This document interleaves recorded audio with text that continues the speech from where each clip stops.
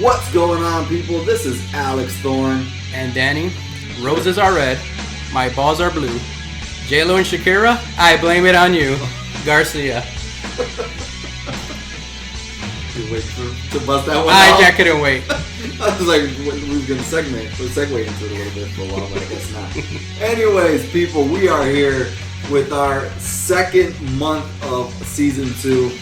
We just got over an awesome Royal Rumble review, current review. As I mentioned, we broke all the rules for that one. It seems like you guys really enjoyed it. We're being downloaded in more places than we even mentioned the last time. Yeah. It's amazing. It's really cool. A lot of positive feedback on that last episode. So, because of that, we actually have a new segment. Yeah. And it's going to be presented to you by Danny, because he watches the current product more than I do. I think literally the only time I'll be watching the current product is when we review the 4 big shows of the year. But Danny brings to you... What's over now? There you go. What's over now? So, Danny, you're filling them in, and you're filling me in. What is over now? Yeah, I think right now, and I'll keep it short, obviously. This is obviously a more of a retro podcast, but we want to let you guys know a little bit about what's going on right now. To me, what's over right now is the Edge and Randy Orton storyline, which is really, really good. I don't know if you guys seen Raw, but Edge came out, cut a promo, and then Randy Orton came out and hit him with the RKO, hit him with a chair shot. It was really bad. The fans are really hot about it. And I'm just really interested to see where this program goes moving forward. So I think that's what's over right now is the Orton and Edge storyline. And who better, I think, to come back and wrestle than Orton? Because I think those guys got chemistry. What do you think, Thorn?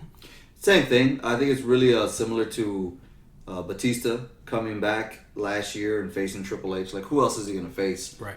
It's somebody who's easy to work with, somebody who knows how to pace a match, and that's definitely Randy Orton this year with Edge. Yeah. It seems like almost every year for the last 7-8 years that we've gotten like a classic wrestlers match, whether it was last year with Triple H and Batista, or Undertaker facing somebody, or Goldberg and Lesnar.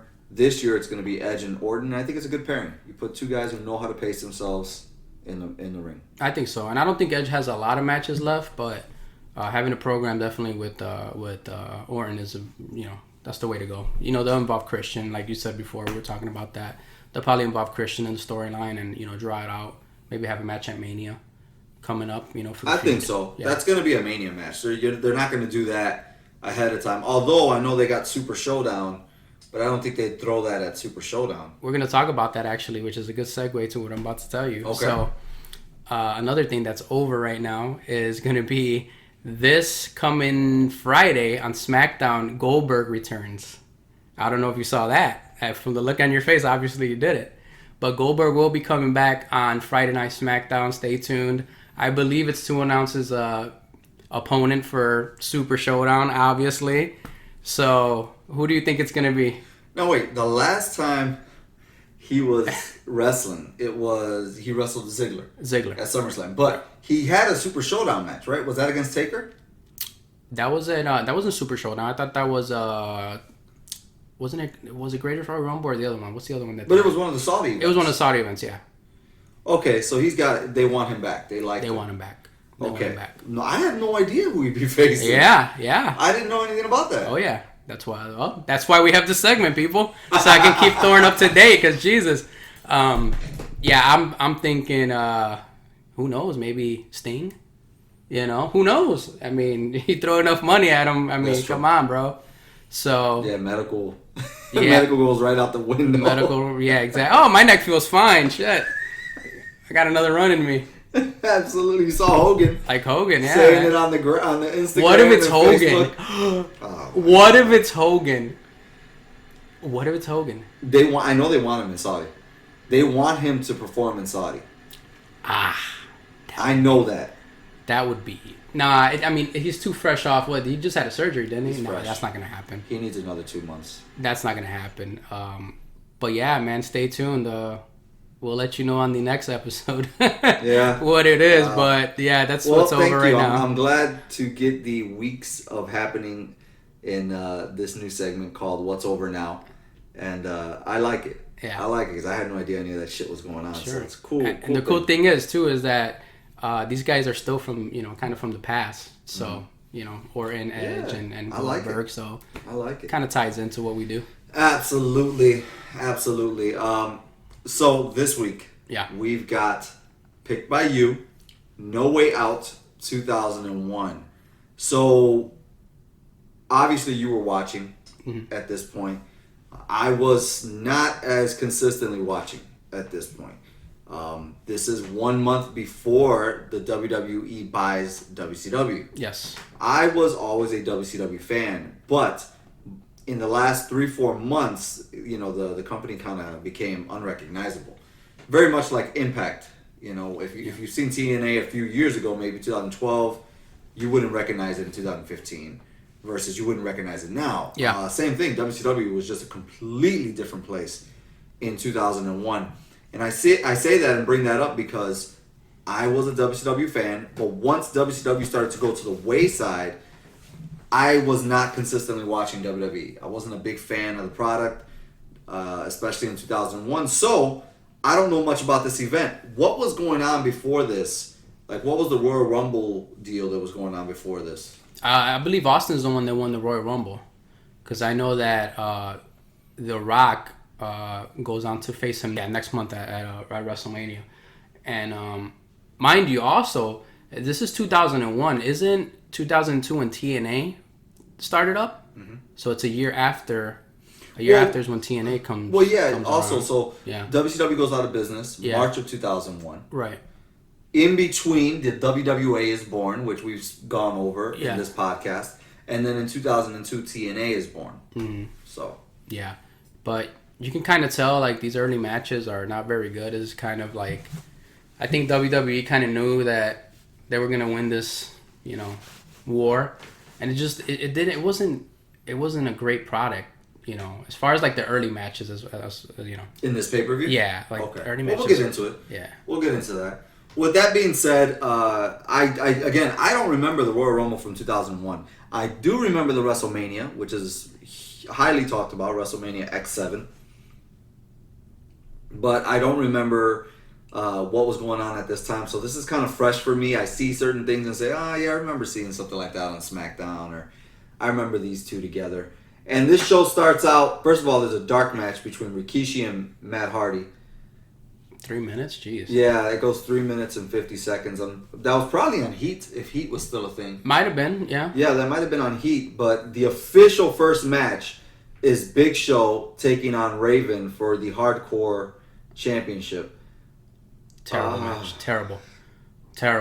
If this is what WWE thought Hardcore was, I mean, good Lord, man. It's so bad. It's such a... And you know what's bad, too, is that you have two people... like the Big Show and Raven, man, who Big Show should not be a guy that's competing for, a joke of a title. He should be what Brock Lesnar is, that special attraction type of guy. But no, they just use him here like a joke, man. I'm with you on this. He's about 2 years into... In fact, he's exactly 2 years into the company. Yeah. At this point, right? Because he debuted as Paul White. Didn't he debut as Paul White in St. Valentine's Day Massacre? Yeah. In 99. 99. So, yeah, that's in February. Yeah. So, this is February 2001. So, he's officially 2 years with the company. 2 years, yeah. He's in the opening show for the Hardcore title against an unrecognizable Raven. If you were a fan of Raven in ECW, you do not know him here. No. He could be Johnny Polo for all you know. He's got red dreads. Yeah. Here, black leather shorts. Yeah. And he's wearing a white T-shirt. It just does not look or feel like the genius that was Raven in these other two companies. He's like a comedy act. I mean, you got people coming out to interfere, like Crash Holly coming out in a costume, and I know you love Crash Holly. You had Billy Gunn, who did you think he was? I thought he was Sean Stasiak. Stasiak. He looks so different. Wasn't he doing the one Billy Gunn? That might have been, it might have been the one. Was he doing the gimmick of the one? The one Billy Gunn, yeah. He looks so different. He wasn't badass there. Blackman came out, Hardcore Holly. There was popcorn in the ring. It was just a really weird match. Gotta think, it was basically the Hardcore Championship for WWF was basically what the 24/7 Championship is now. 100%. Absolutely. Comedy, people chasing each other. Yeah. It was, the same rules. You can get pinned anywhere. And this is before viral video was taking over. So, they were trying this before it was even popular. Right. And even now, I'll dare to say, even now, they're still not using it right. No, not at all. Having these people on Raw throughout the entire show. What about the rest of the week? Right. Yeah, that could be something where they can have their social media page. Right. In their follow house. It. Yeah, exactly. Everywhere. Out at the restaurant. But not presented by WWE. Yeah. Exactly. And especially with R-Truth, who's so good at what he does. Yeah, let it do it on their own social medias. But nonetheless, Big Show goes over in 4 minutes and 20 seconds. That's followed up by a Fatal 4-Way match for the Intercontinental Championship, which, on paper, these are awesome names. You've got Chris Benoit, Eddie Guerrero, X-Pac, and Chris Jericho. But again, it's one of those, like we talked about last week, it's one of those Fatal 4-Way triple threat matches where it's just hard to keep up with this stuff, man. And you would think with these guys in the ring, the names, it would be a phenomenal match, but it's not great. It's not bad. It's just not. There's a lot going on here. A lot. And it's crazy because when I think of Chris Jericho, Chris Benoit, and Eddie Guerrero, I know they were in WWF at the same time. They were in the same European Intercontinental Championship reign. I completely forgot that X-Pac was a thing while they were there. You know what I mean? Yeah. I don't associate him with that same timeline. That's like saying, oh yeah, remember when Triple H and Austin and Hulk Hogan were all together? Like, no, this is two different, eras. So when I think of X-Pac, I think of Attitude, 98. Well, this is 99. This is X Factor days. Oh. Remember that? Just Incredible and A-Train? A-Train. Exactly. Oh, God. Yeah. You ain't gotta hate on me like that. Yeah. That song, his little dance he does, Yeah. That's go away. Oh my God. Aldo Montoya actually comes out. Yeah, I'm gonna call him that. He comes out and interferes in this match too, which. Man, that guy's in bad shape today. But you see him here. You could tell he was just juiced to the eyeballs, dude. Was he here? Oh my God. So, Chris Benoit is a suplexing machine. Yeah. Right? And he does that suplex, not like the Brock Lesnar suplex, but he does the bridge suplex. Right. I've always been afraid of that.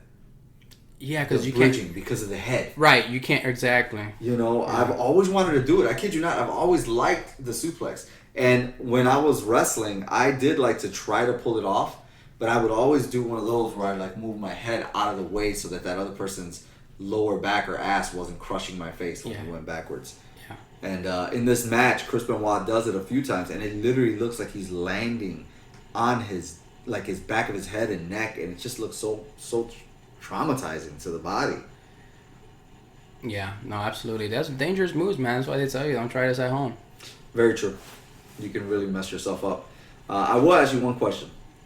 What were your thoughts on X-Pac as a whole? Not the 1, 2, 3 kid, not 6, but X-Pac. X-Pac, when he was in DX, I think it worked. When he first came back and was in DX, I think it was a good move. Then when he went on his own, he just didn't. I don't know. He didn't really do much other than that run he had with Kane. So I think his best moments were as the 1, 2, 3 kid, as 6, and as far as being in DX when they mocked the Nation of Domination. Remember that? Those storylines, stuff like that. That's when he was his best. He was never. I don't think he was ever a guy that could stand out on his own. Thank you. He was. Yeah, he's more of a guy that had to be part of a group in order to stand out. There's nothing wrong with that. That's fine. You need people like that. And I think for what he did, for his role, he did it well. Yes, I'll agree with you. because he was surrounded with such monsters at all times, right? When he was in DX, he's around Triple H and Billy Gunn. Those are big guys. Yeah. Even Road Dogg. Even Road Dogg is big compared to X-Pac. Yeah. When he was in WCW with the NWO, he's surrounded by Nash, Hall, Hogan, Savage. These guys are monsters. Yeah. The Giant. Well, not Savage. Even the oh my God, yeah. The Giant. I always forget that he was a member of the NWO. Yeah. The Fourth. We'll get to that another time.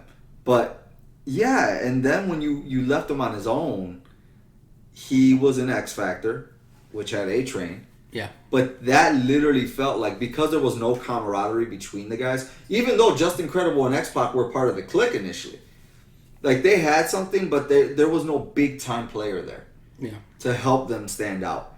So I think that was an issue there. I've never been a fan of X-Pac, but I did like Six. Yeah. Like I said, he didn't stand on his own. 1, 2, 3 Kid obviously will always be, awesome to me just because of his match, great match with Bret Hart, and his program with Razor. I'll never forget that growing up. Like, that's one of the things that always sticks in my head. Yeah. When he stole the briefcase and ran out of the building. But if you watch that match, I want you to go back and watch that match, and they talk about it actually. Is he slips and he knocks himself out cold, right?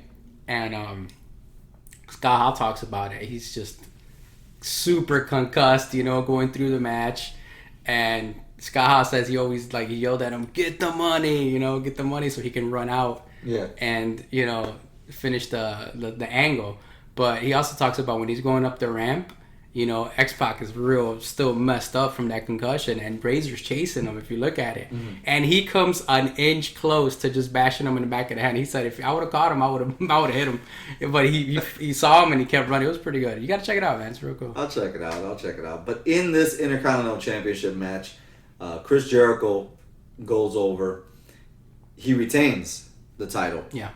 The current AEW heavyweight champion retains the Intercontinental Championship back in 2001. Yeah. We've got a couple promos backstage. We've got some shots of Triple H. We've got Vince McMahon and William Regal backstage. So, yeah, they're going over things for the night. And then we have Trish Stratus versus Stephanie McMahon Helmsley. Oh, Trish. Oh, Stephanie. When I mean, we're looking at the graphic right now.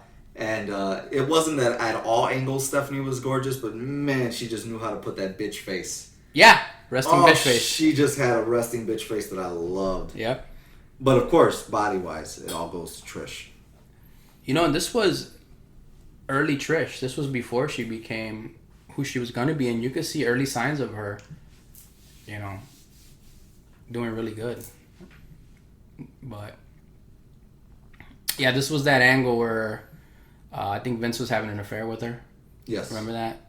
And Linda was in a coma or something. I don't know. She's just in a wheelchair. But this is definitely they try to make this a bra and panties match because they try to strip each other down. Oh my goodness. Well, mostly Trish. Of course. The angles that they'll show, the camera angles they'll show on her chest. They weren't shy about it back then. It wasn't like today. Yeah. And these women, they wanted to become better wrestlers. Trish would obviously become a better wrestler in a short amount of time. Mm-hmm. But, it wasn't so much like today where they're demanding to be respected for their abilities, which is fine when you have one or two of those. When you have a whole roster that want to be respected for their abilities and not be looked at as certain, in certain ways, it can kind of get a little boring. But I will say one thing. I forgot that Trish Stratus had so much ass back then. She was amazing. Well, bro, she was a fitness model, brother. So, Because now she's a yoga teacher or yoga instructor on her own. And, she's kind of flat backing it. But, geez, back then she had glutes. Yep. Muscle glutes. She was on the cover of every other Muscle and Fitness. Oh, my God. Yeah. You guys got to go back and see her unbelievable physique. And, of course, Stephanie, covered from head to toe, t-shirts, leggings, Which is fine. That's, who she was. It was, yeah. So. And I don't think she was quite comfortable just yet. I mean, she's never been one to show off a lot. That's pre-boob job. Oh, is this? Yes. I'm so used to seeing her with a boob job. William Regal comes out and makes the match pretty interesting. Now, I mean, everybody's sitting on their hands for the most part, but William does come out and make things better overall, and you can see the signs of Trish Stratus kind of changing to be a babyface. Yeah. Right, because she gives a slap to William Regal. William also gives her the finisher, which you won't see today either. Nope. I wanted to talk to you about that. You've noticed that. That new trend that's in wrestling now, where the intergender, Tessa Blanchard that won the championship. Like, WWE can't do that, correct? Because then it would be like, instead of PG, they got to move it up. Yep. The moment they let a man put his hands on a woman, right, they're gonna have to move that up. Right. Exactly. They're gonna have to, because you can't have it being PG anymore. Right. That's at least one step up. Now, if they're doing what they used to do, like Bubba Ray Dudley putting them through tables, then that's TV mature. But to have some kind of interaction like that, which I have a feeling they're going to be forced to do. Yeah. They're going to, because AEW is hinting at it. I think they've even had a little bit of interaction between men and women. Well, they are PG. They swear on there. AEW swears, like they use, GD. They use, really? Yeah. They say bitch. They say a lot of bad words. Yeah. So, yeah. So I think, but I don't know, man. It's investors. They have sponsors. They gotta follow the rules, man. Right. Stephanie goes over with assistance from William Regal. Next, we've got the biggest match of the card, which takes up 40 minutes. Yeah. On this pay-per-view is Triple H going against Stone Cold Steve Austin in a, what is this called? 3 Stages of Hell match. 3 Stages of Hell match. Didn't Shawn and Triple H have a similar, 3 Stages of Hell? Yeah, so it's going to be, the first match is going to be just a wrestling match. The second match will be a street fight. Then the third one will be the cage match. But I think this is one of their best matches ever. Austin and Triple H, they go through hell, man. It's exactly what the match is, 3 Stages of Hell, because they can go, man. They can go. Both of them get really bad cuts, bleeding, but I love the match. It's I think it's the reason I picked this pay-per-view, just because I remember how good this match was. And it is. You right away told me you gotta watch it, man. Triple H and Stone Cold. 3 Stages of Hell. Which, to me, right away, when I thought about this pay-per-view, I was like, I think I remember this. Yeah. I think I do. And, I was going back, watching it back, the whole promo, the premise of this. Austin does win the Royal Rumble. And then Triple H, for some reason, I think he challenged him for it, for his spot. No. Or was this just a grudge match? This is a grudge match because Austin goes on to face Rock. But it's a phenomenal match, man. I'm not with you on that. Okay. I'm not saying it's bad. It is worth a watch. It's okay for you to be wrong sometimes, bro. It is worth a watch, but I don't think it's a must-watch match. Theory it is, when you say the names, when you say what the match is, it's like, oh yeah, I gotta watch that. But when you watch it, in hindsight, I don't know what the hell's going on with these guys, but there's a lot of miscommunication. I expect them both to be tired by maybe the second half of the second match. I expect them to be tired. But within the first match, which is the wrestling match, there's 3 Luthez presses from Austin. 3 in the first match alone. Okay. So they go back to that well, that Ric Flair Sting well, constantly. Yeah. Where they just do the same thing over and over and over again. And in my opinion, I think Austin was calling this match. I don't know. I saw Triple H calling all the spots, but I mean, how many spots can you really call in a 40-minute match? I feel like Austin was calling the early half, and Triple H started calling the later half as they got more tired. Okay. I felt like Triple H started taking in more. But I don't know. The reason I say all of that is it just feels like Austin, for one, wasn't conditioned for this type of match, and 2, I almost feel the slowdown of Stone Cold Steve Austin coming. I don't know. I don't agree, man. I thought it was well paced. I love the storytelling. I love the the way that Stone Cold was attacking his arm, which, you know, helped stop him from doing the pedigree a couple times. I love the way how JR on commentary was talking about Triple H attacking Stone Cold's neck, and he was talking about the surgery. He said, I was there after he had surgery. It's a hellacious surgery, and it was great storytelling, man. You don't see that anymore. I agree with you. I agree. Triple H looks amazing too. Yes, he does. I'm looking at him coming out. He's like, whoa, Jesus. He looks like an action figure. Yeah. Again, I'm not detouring anybody from watching. And if you do watch this pay-per-view, this is the reason you watch it. This match right here. Sure. Because everything surrounding it is a little It's just I thought it's not what was in my head, if that makes sense. Okay. It didn't stand up to what I thought it was in my head. Sure. But yeah, they do go through it, and Austin wins the first match. Correct. The wrestling match. Yeah, the second match, which is the street fight, which is where they both get busted open. Yeah. And they do a lot. They do. There's even a barbed wire bat. Yep. The sledgehammer, all of that stuff is involved. Triple H takes that second match. Mm-hmm. And then in the steel cage, once again, Triple H takes that as well, Exactly. which is shocking. It is. It is. You would never think like Triple H, especially Stone Cold heading into WrestleMania. He's going to lose. Yeah. On pay-per-view. Yeah. Yeah. But it elevates also Triple H when you think about it. So I can see why they did that. Right. Absolutely. I mean, it is an amazing match. And who makes this match completely? JR. Yeah. JR, his commentating is just off the charts here. I love that at one point, Jerry Lawler tells him, "Don't let your favoritism go too far here, JR." Yeah, right. Let's try to be biased. Let's try to be unbiased. Exactly. And actually, we're looking right now on the screen. We're seeing Triple H hit Stone Cold with some knees to the back of the head. That's when JR started talking about his neck surgery and how much that it's going to affect him. It's pretty cool. But have you heard JR now? Obviously, you haven't because you won't watch AEW. But I heard him in the background. I don't know what I was. It's bad.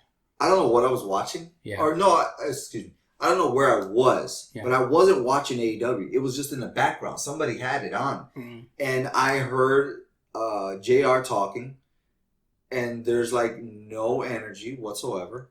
Yeah. He almost seems like he hasn't done any homework on the product at all. And I'm not talking bad about JR. I get it. And I've heard him on his podcast fire back at fans saying what I'm about to say. He needs more direction. I just feel like that style of wrestling doesn't fit him. It's too flippity floppity. There's too many spots. There's not a lot of storytelling. That's the problem, And they bring in him. They brought him in for the name, But I think Taz will be better in that spot. I think some young guys that are more familiar with that product, I'll be better. But that's not JR's world, man. There's nothing against him. He's one of the greatest. I put him in the top 3 of all time. It's just, I think he's out of his element in AEW. Well, it was no different than Bobby the Brain Heenan and Dusty Rhodes calling cruiserweight matches. Right. It didn't work. No. It was funny more than anything because it was like he doesn't know what's going on. You can tell Dusty and Bobby did not know the names, the heritage, the reasons for any of that style of wrestling that was happening. Versus today, JR doesn't know what's really going on, or at least he comes off like he doesn't know what's going on in the AEW ring. So I agree with you. You said it eloquently. I can't even add anything to that. But back to this match between Triple H and Stone Cold, besides what we already put out there, there's a lot of miscommunications in this match, which is granted, is going to happen in a 40-minute match, right? Sure.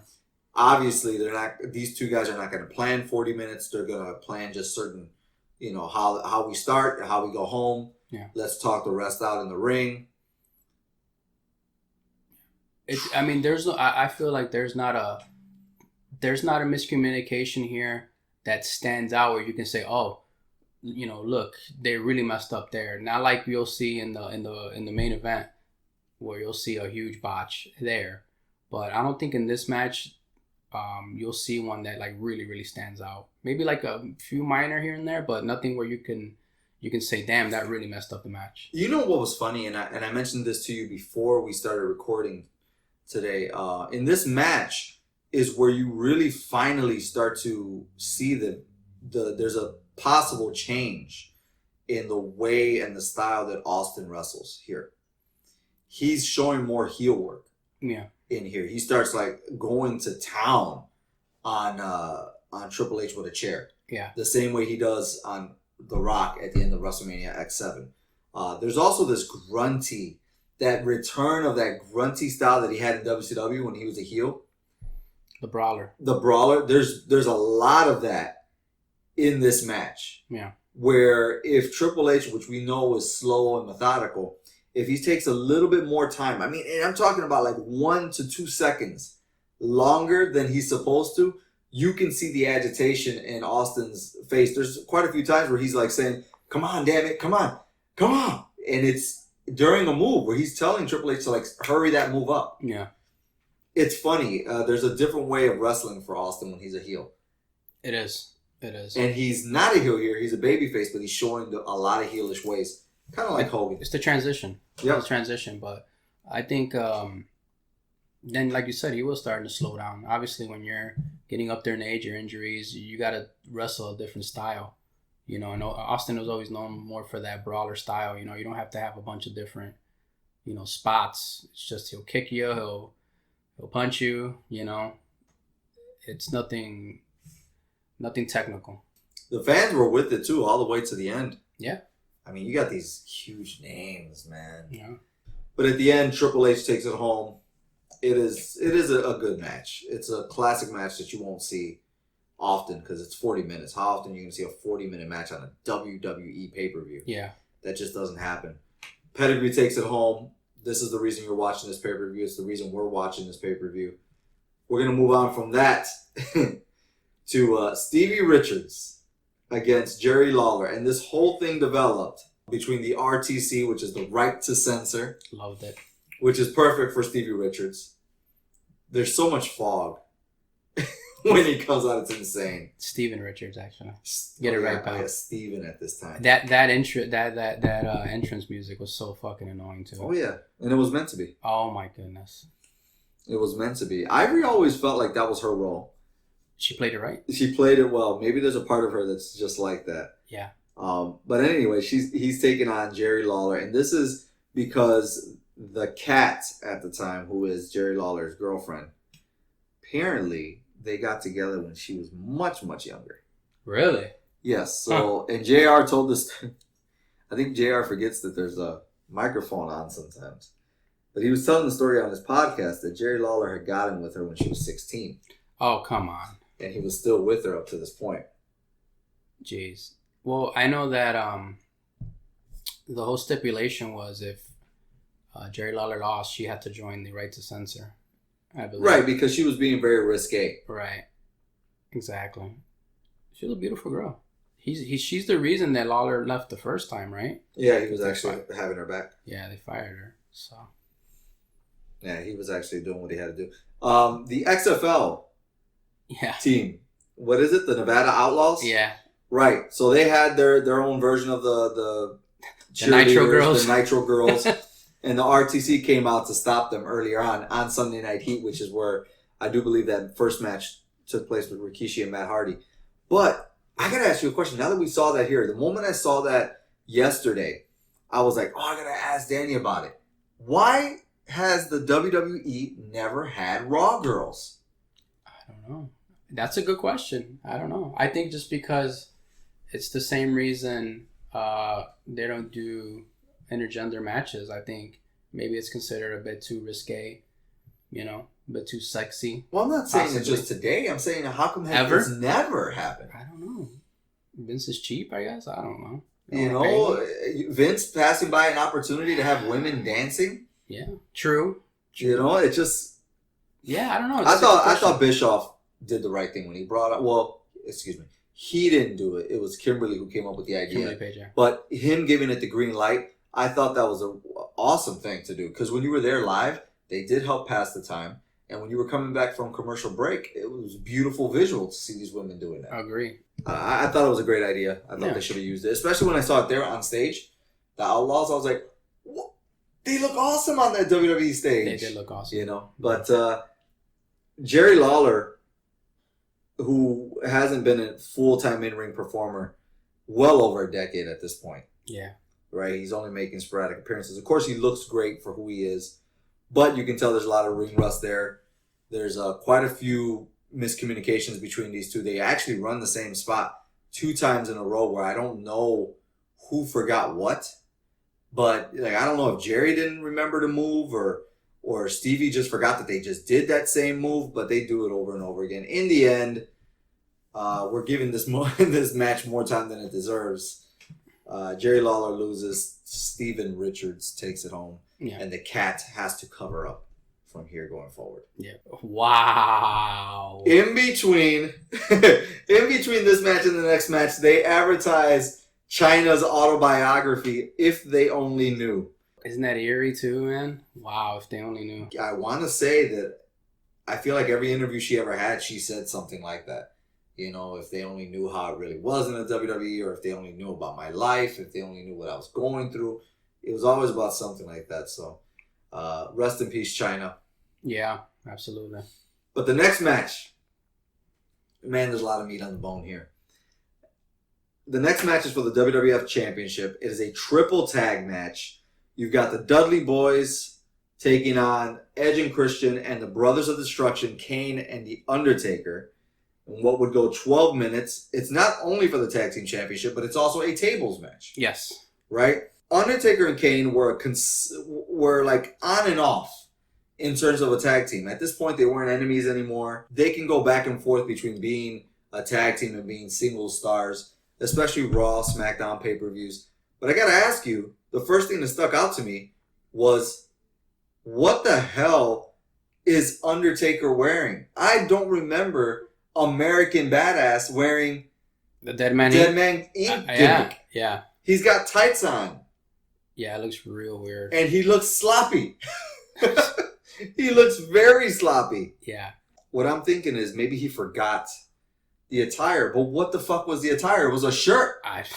It was a cut-up shirt that they sell at every night there. Right. Or it was a vest. So, at the worst, he could have just put on a shirt and cut off the sleeves. Yeah. And then the other thing that's really curious about this is that he's wearing Dead Man Inc. on his tights instead of pants. Yeah. Again, this is the age where The Undertaker was wearing denim. Right. This isn't the age where he was wearing, leather pants with Big Evil or nothing like that. So it's really, really odd. And Undertaker is not in shape like he would be a few years later. Yeah. Edge and Christian, just a huge staple of the 2000, 2001, and 2002 age of WWE. And of course, the Dudley Boys, which just, I feel like every single match in the WWE from 2001 to 2002 involved, from 2000 to 2001 involved Edge Christian, the Dudley Boys, and the Hardy Boys. What a run they had, huh? Absolutely was. People are on their feet. It's an awesome match. Yeah. In the end, the Dudley Boys defeat everybody here. 3D to Christian through the table. Yep. Which is, what I like about that too is it doesn't make really the teams look weak. They're not pinned. It's just a stipulation match. But the weird thing about this match is you got Haku and Rikishi come in and interfere. Like, why? What's the point of those two guys coming? That's what's funny too, is that this is before they purchased WCW and Haku was already there. Jeez. In my mind, I forgot completely that he was there before they got WCW. Mm-hmm. Yeah, and with Rikishi, the Samoan that didn't last dynasty. Long enough. It didn't. That didn't last long enough. Not at all. But yeah, it was just I felt it was out of place. But yeah, I thought, oh my God, I thought Edge was going to get dropped on his neck. You see that? When they come and attack the Brothers of Destruction, Kane has Edge up for a power bomb, and he gets hit in the back, and it looks like, oh my God. He held him up, but if he would have dropped him, he would have really hurt his neck. Pretty bad. I think, unfortunately for Haku, pairing him with Rikishi wasn't a good deal at this time. No. Back in the day, yeah, they made perfect sense together. But Rikishi was such an established name in WWE at this point for being, the guy who shoves his butt in your face, that to make him a threat with Haku, which Haku was a threat, it just didn't work. No. Unless you changed the gimmick. Unless you kept him as Rikishi and maybe covered up his ass. Yeah. I think that's the only way people would be like, oh, okay, well, I guess we have to take him serious. He's not going to put his ass in people's faces no more. Right. The other thing I wanted to mention about Haku was, it's crazy because when he was in the WWF for the first time, in 89 and 90, he looked so small, dude. Yeah. Next to Hogan, Warrior, Andre the Giant, obviously, Axe and Smash of the Demolition. He looks small. Yeah. He gets to WCW in 94, taking on Sting, Hogan, Savage, all these other guys. All of a sudden, he's grown as well. He's got a little bit more mass on him. He doesn't look so small anymore. Yeah. Then he's in WCW still, right? Grows out the afro. He's got the Tongan death grip. Love that. And this is, we're talking like 98, 99, 2000. He looks the same size as everybody else. I know he didn't grow up. He grew sideways. Yeah. He grew forward, but he didn't grow up. It's amazing to see this guy in here with acts like Undertaker and Kane and Edge and Christian and see him measure up to them. Yeah. I just had to put that out there because I've always been a fan of Haku post his first WWF run. I just feel like Haku, his career could have been so much more. I feel like he would have been a guy that would have just thrived in Japan. You know, you would have put him in Japan with that style, which is where he's at now, actually, with both his sons. Get out of here. Yeah. Really? He's part of the Bullet Club, yeah. And they just let everybody in there, huh? Yeah. Kind of like the NWO? Pretty much. But, yeah, he's still wrestling, man. Both his sons. I had no idea. Is he wrestling with a shirt now? He does, with a Bullet Club shirt. And, his hair is short. But he doesn't carry the... Still does the pile driver. Does he? Yeah. I mean, he chose the right move, tongue and death grip. Yeah, it don't take much. He can do that until he's 90. Yep. Exactly. Yeah. But, you got to hold the guy first, man. Yeah. Well, it's like, Umaga. Remember him? The Spike? The Samoan Spike? I remember when okay. Yeah. Hold on. Thank you for bringing him up. Because, again, another guy, rest in peace. But Umaga, when I saw that he had the taped up thumb, yeah, I said, oh my God, he's going to be wrestling until he's fucking 70. Yeah, that's all you need, man. Come up with a finisher like that, Yeah. Yeah, Thorn's eye poke. Eye poke or doom. To the throat, actually. Oh. Poke the throat. I might have another run in me. Oh, no, please no. Actually, I got to do a match for you. You can come to the show. Yeah, dude. I got to practice my bowing. Yeah, there you go. Yeah. I don't mind it. But the next match is for the WWF Championship. The Rock taking on Kurt Angle, who is the champion at the time. Mind you, Austin won the previous Royal Rumble. He's the number one contender that could be taking on Kurt Angle at WrestleMania X7. Yeah. We obviously know that's not what's going to happen. It's going to be The Rock, and this is where it happens. Yeah. But, not to skip over everything, but I'm sorry we have to. The way The Rock wins this title, as you mentioned to me before we press record, what the fuck happened? That was all on Earl Hebner. It was just a terrible, terrible botch. The match is good other than another interference. The Big Show comes out, and he interferes, which I feel like had no place in this match. Those guys were wrestling phenomenal. Kurt Angle still being, new to the business, right? He was just not that long in and just looks like a natural, man. I think he's got to be about a year or less, I think, or maybe a year and change. But he's in that mark, Yeah. He's in that like 10 months to 14 month range of being in the business. I mean, he looks like he's been wrestling for 20 years. Unbelievable. Even when he puts the Rock in the ankle lock, and you should see he's like, "You son of a bitch, tap out! I'll break your ankle." Like the way he was talking to him, you believed that. Like, damn, he's gonna break his ankle if he doesn't tap out. Like everything is the faces he makes, his expressions, his mannerisms, everything. The guy just was way ahead of the game. But one of the most naturally gifted wrestlers to ever come about. Yeah, unbelievable. I think both these guys, they had great chemistry. They did. It was just this match was held back by two things: the Big Show's interference and the way it ended, which you saw what happened. I mean, if you want to explain to everyone what happened. So basically, what happens is I think Earl Hebner didn't get the cue that we're going home. Yeah. And The Rock gives Kurt Angle a rock bottom. 1, 2.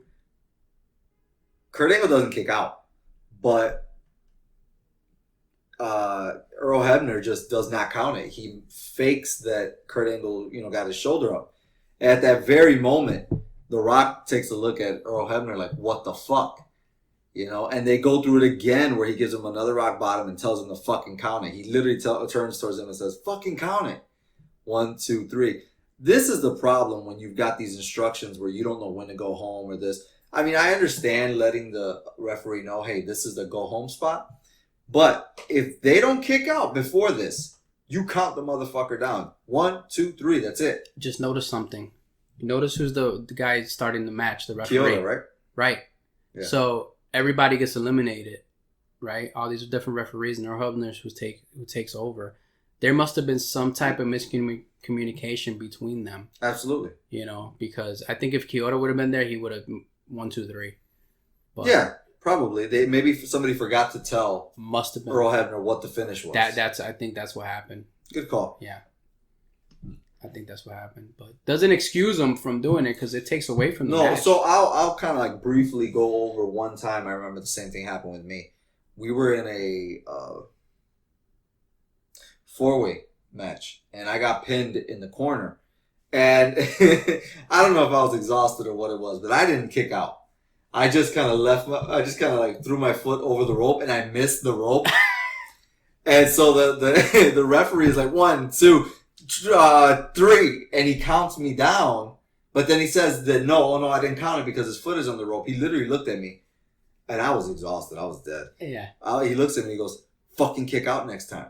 Yeah. Because he was pissed because now he looks like an idiot. Right. Right? Because he counted me, but then he said, oh no, that his foot was on the rope. It was not on the rope. Mm-hmm. I didn't kick out. By all means, the match should have ended right fucking there. Yeah. But I couldn't barely breathe. I was so gassed out. Blown up. I was so blown up. So it's true. If you don't kick out, the match should be over right there.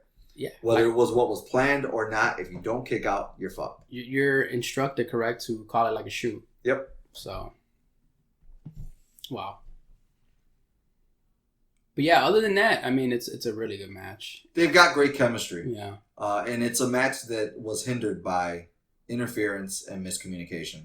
That's happened several times in several matches where the finish isn't done right. Hogan Sting. Can we talk about that for 1 second? Hogan and Sting. There's so much controversy. Oh my God. Do you remember when that happened? What were your thoughts on it? I was watching it live. I was amongst people. I was amongst fans, and I was the youngest guy there. I remember everybody saying, especially Joe. Joe was one of my friends. And he was like, what? Okay, is it over or not? That's it? It's over?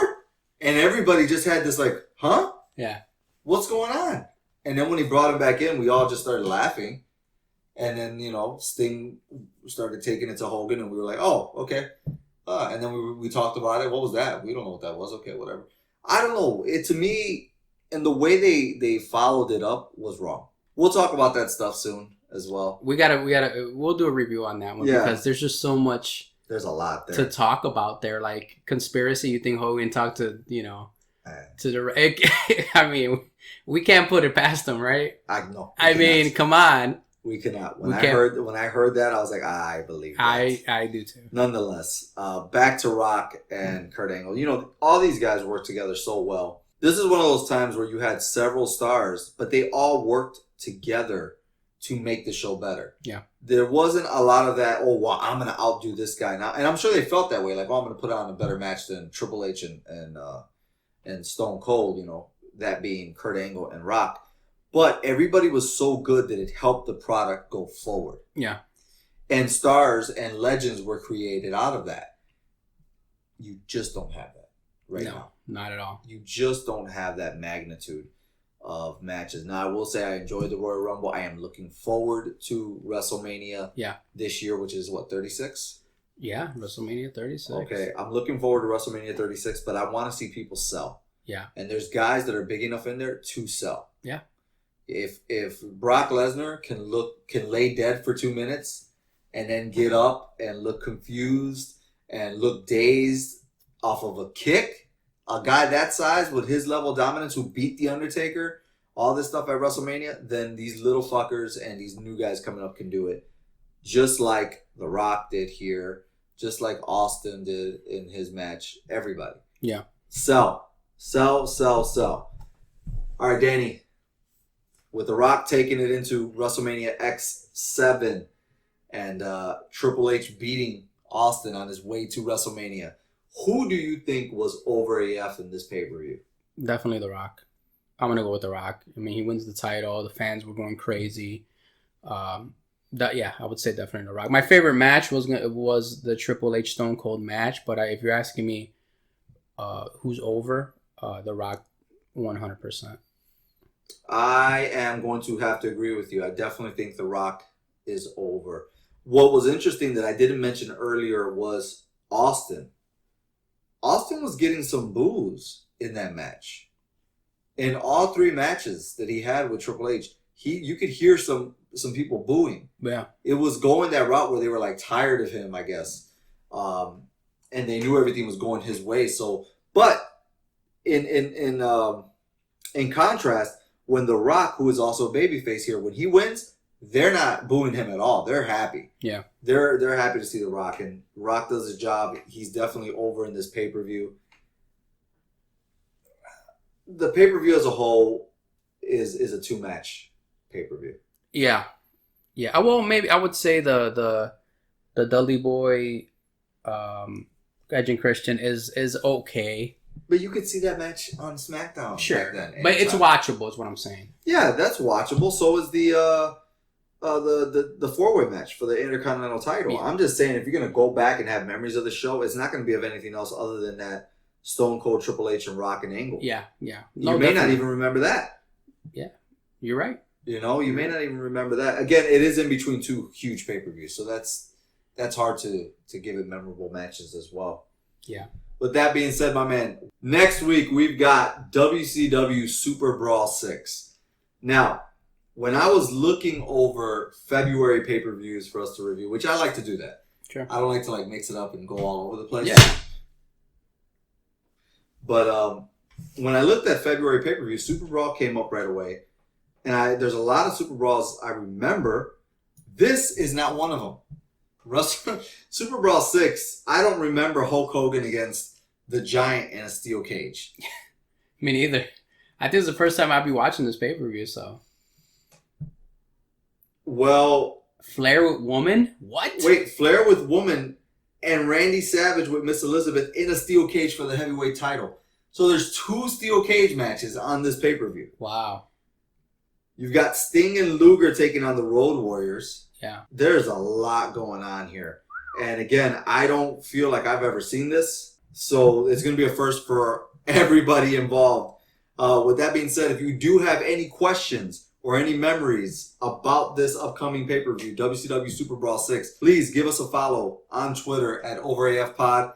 Kind of let us know what you think about it, what you want to know about it as well. If you're looking into getting your business heard on this podcast, please send an email to overafpod@yahoo.com. We are currently trending all over the world. Yeah.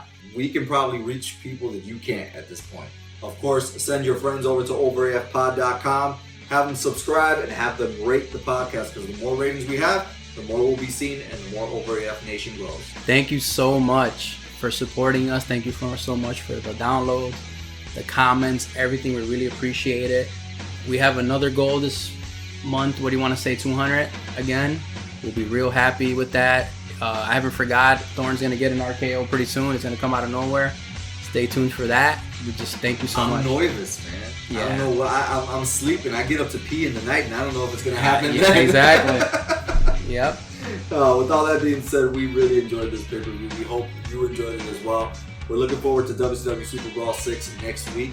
And Danny, I think it's that time. For Danny Garcia, I am Alex Thorn, and we are Over AF.